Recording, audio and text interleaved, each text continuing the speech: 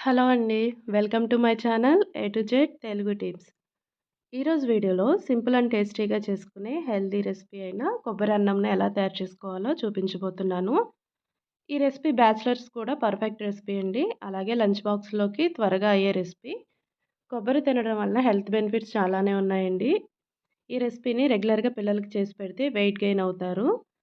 అలాగే నా వీడియోస్‌ని ఎవరైతే కొత్తగా చూస్తున్నారో ప్లీజ్ నా ఛానల్‌ని సబ్స్క్రైబ్ చేసుకోండి. ఇంకా ఆలస్యం చేయకుండా ఈ హెల్తీ రెసిపీ అయిన కొబ్బరి అన్నంని ఎలా తయారు చేసుకోవాలో చూసేద్దాం. ముందుగా కుక్కర్‌లో ఒక కప్పు రైస్ తీసుకొని 2, 3 టైమ్స్ బాగా వాష్ చేసుకొని, ఒక కప్పు రైస్‌కి 2 కప్పుల వాటర్ అనేది పోసి 5 విజిల్స్ వచ్చేంత వరకు ఉడికించుకోవాలి. తర్వాత కొబ్బరిని ఇలా సన్నగా ముక్కలుగా కట్ చేసి పెట్టుకోవాలి. ఒక మీడియం సైజ్ కొబ్బరి చిప్ప అయితే సరిపోతుందండి.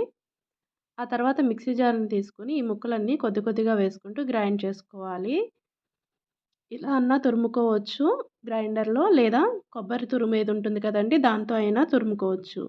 ఇలా తురుముకున్న కొబ్బరిని పక్కన పెట్టుకొని స్టవ్ ఆన్ చేసి పాన్ పెట్టుకొని 3 టేబుల్ స్పూన్‌ల ఆయిల్ వేసి, ఆయిల్ హీట్ అయ్యాక దాల్చిన చెక్క 1, లవంగాయలు 2 వేసి తర్వాత ఎండుమిర్చిని కట్ చేసి వేసుకోవాలి. అలాగే అర స్పూన్ ఆవాలు, జీలకర్ర ఒక అర స్పూను, పచ్చిశనగపప్పు అర స్పూను, సాయి మినపప్పు అర స్పూన్ వేసి బాగా కలుపుకోవాలి.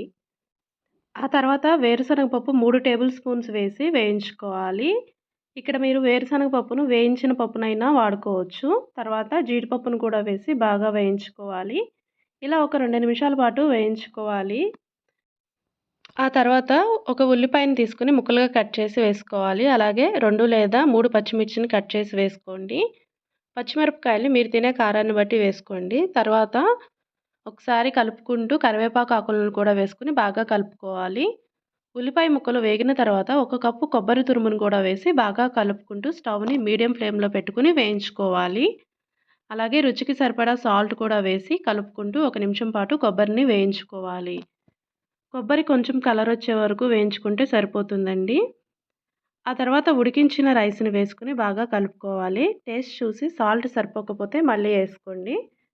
ఒక 2 నిమిషాల పాటు ఇలా కలుపుకుంటూ వేయించుకోవాలి. తర్వాత ఒక స్పూన్ కొబ్బరి తురుమును పైన యాడ్ చేసి మళ్ళీ కలపండి.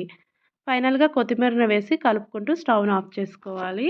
అంతేనండి, కొబ్బరి అన్నం చాలా ఈజీగా, ఫాస్ట్‌గా చేసేసుకోవచ్చు. ఈ కొబ్బరి అన్నంలో సైడ్ డిష్‌గా పొటాటో ఫ్రై గానీ, కుర్మా గానీ చాలా బావుంటుంది. ఒకసారి ట్రై చేసి చూడండి. ఈ వీడియో మీకు ఎలా అనిపించిందనేది కూడా నాకు కామెంట్ చేయండి. అలాగే వీడియో నచ్చితే లైక్ చేసి మీకు తెలిసిన వాళ్ళకి కూడా వీడియోని షేర్ చేయండి. ఇలాంటి మరిన్ని టేస్టీ అండ్ ఇంట్రెస్టింగ్ రెసిపీస్‌ని మీరు నా ఛానల్‌లో చూడాలనుకుంటే ప్లీజ్ నా ఛానల్‌ని సబ్స్క్రైబ్ చేసుకోవడం మర్చిపోకండి. అలాగే పక్కనే ఉన్న బెల్ బటన్‌ని కూడా యాక్టివేట్ చేయండి. Please like, share and subscribe my channel. Thanks for watching.